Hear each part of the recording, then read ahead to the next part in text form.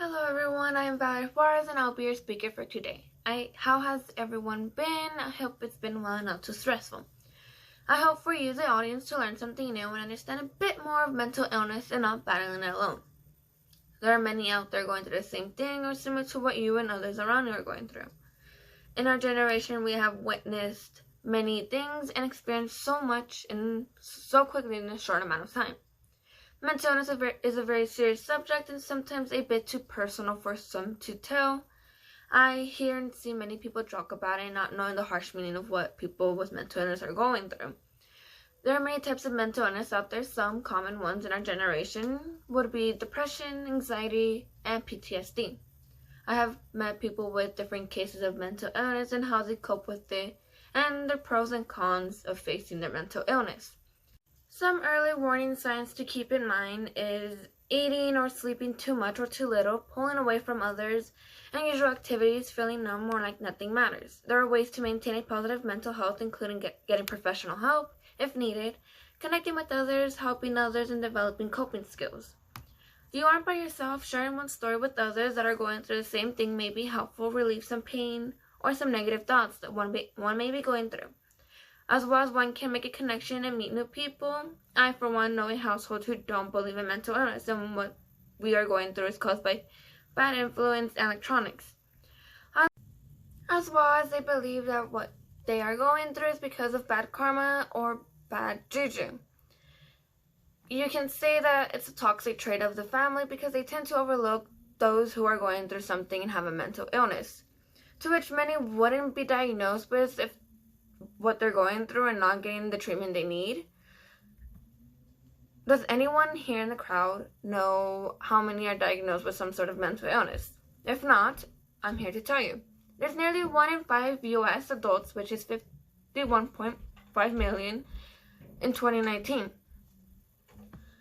Not counting adolescents and children. Mental illness include many different conditions that vary in a degree of severity, ranging from mild to moderate to severe, which can be a jaw-dropping to some when they hear that there's a degree of severity in mental illness. However, from what I've seen with friends and family, mental illness severity are different between them, and some are diagnosed with the same illness. They will joke about their illness. Outsiders would consider those who have a mental illness crazy because they don't function like normal beings, to which some people who have mental illness find funny or would go along with the joke.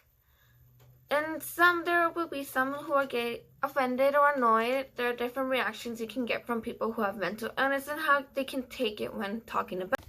I advise the audience to be there for someone who is going through something. Be there for one another even when you don't understand how they are feeling. It's always best to be with them and not let them be alone and experience everything. Many are afraid to talk to family and friends on what they are going through. There are times when one is drowning in their thoughts, yet keep that one precious thought in mind can keep them going.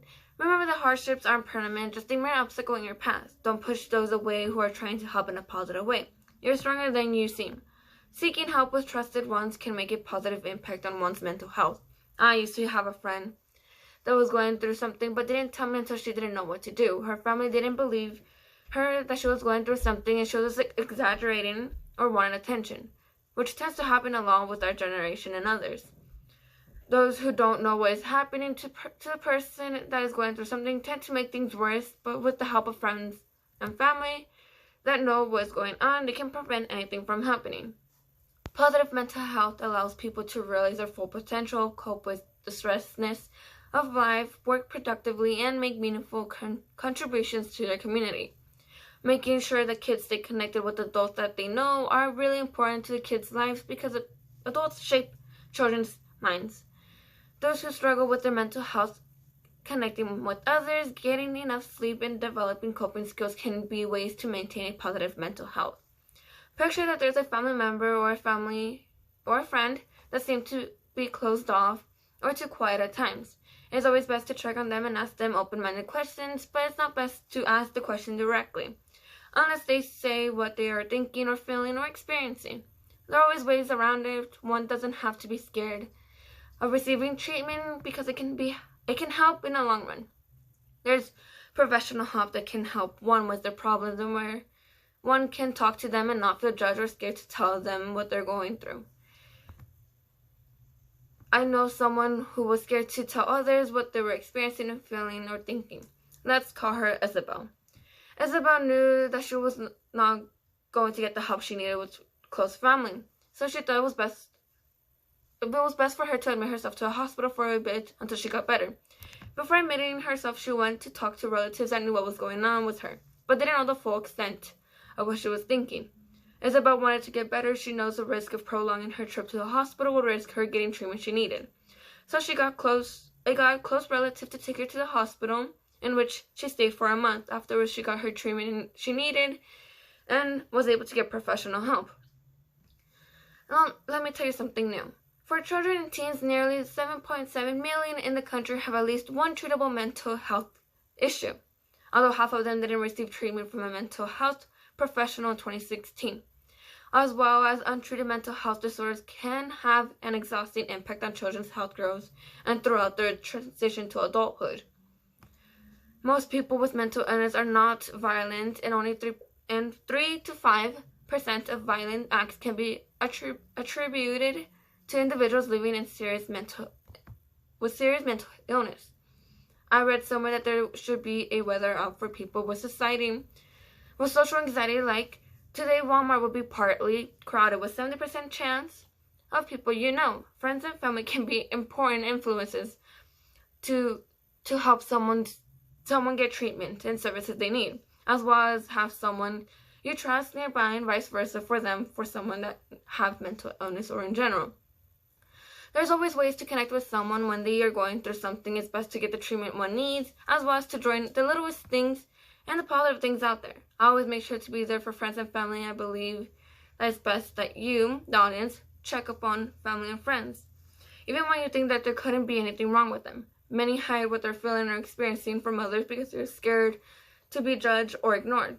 I used to feel so numb to my feelings and believe that nothing mattered for the last 2 years. But I mastered so well. I was known to be the cheerful friend and relative. I was the supportive one, the one that everyone can come talk to and rant to. I'm the listener of the group, but quiet when it comes to talking about how we are feeling or experiencing because I don't want to disappoint anyone. And many can feel the exact same way I feel. When leaving this presentation, I want you to show gratitude and take time to check on family and friends and reassure them that everything is going to be okay. Everything is going to clear up in time. To keep their chin up high, to take a breather, to join the small positive things in their life, and if needed, to get the treatment that they need, because it's important for one to know that there's always a rainbow after the rain. Thank you for letting me be your speaker for this presentation, and I hope you all enjoyed it. Thank you, and goodbye.